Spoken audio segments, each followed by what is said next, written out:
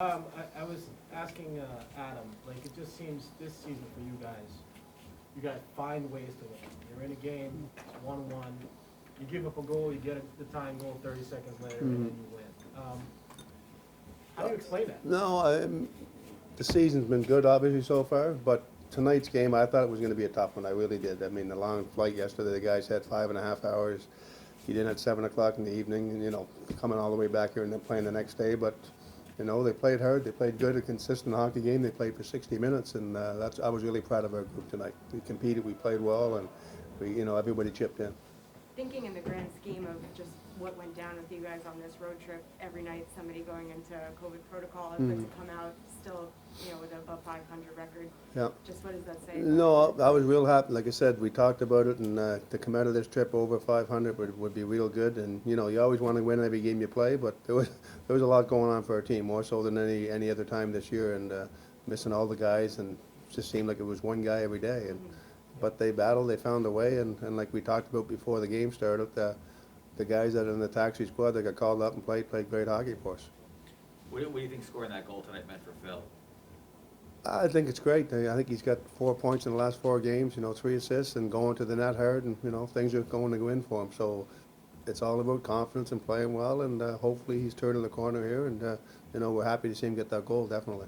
What have you noticed about him on the wing in these last few games? He's played well. I mean, honestly, it doesn't matter for me if he's on the wing or at center. I know he prefers center, but you know what? He's played pretty well in the wing with those guys right now, and got the opportunity, so I'm sure if you ask him tonight, he's happy to be where he's at. Sounded like it, yeah. At the same time, his goal, they had just scored, they took a little bit of momentum, whatever crowd they had here was kind of in their favor. Yeah. To get to respond like that, what does that say about resiliency of your team? Yeah, Panarin came out and made a great play there. That line came out and made a real good play, and Phil was going to the net, so that was a big response for us, because I thought, for 2 periods, we were the better team. We played pretty well. We had the better chances.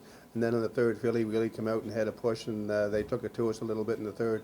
But the score right after they scored, 30 seconds or whatever it was after they scored, was big for us. And then on the winning goal, I guess that's why those guys are all-stars. Yeah, definitely. He's around the blue paint. You talk about it all the time. If you're going to score goals, and, Chris Kreider gets there, and then obviously the play from Fox hit the blue line. You coached against Kreider in the past. To see what he's doing now, the way 7 goals in 11 games now, is he doing anything different than you remember from watching him in the past versus what he's doing now? I don't think so. I think he's playing with a lot of confidence. We put him on the PK. He's taking a responsibility there and doing a real good job of it, obviously. And with his speed and his strength, and when he gets to the net, and then in the power play, he shoots the puck and he's around the net and hit the post tonight again. So I just think he's full of confidence, and things are going in for him. What have you noticed about him? Not just, you talk about the penalty kill, the goals. Phil just mentioned that he's the guy that he's been talking to Kreider to kind of help him through the transition to wing. Like, what have you noticed that he means to the team all around, locker room and everything? Kreider? Yeah. Oh, he's huge. No, he's a veteran guy. He's been here a long time. Like, again, I know him a lot from coaching against him.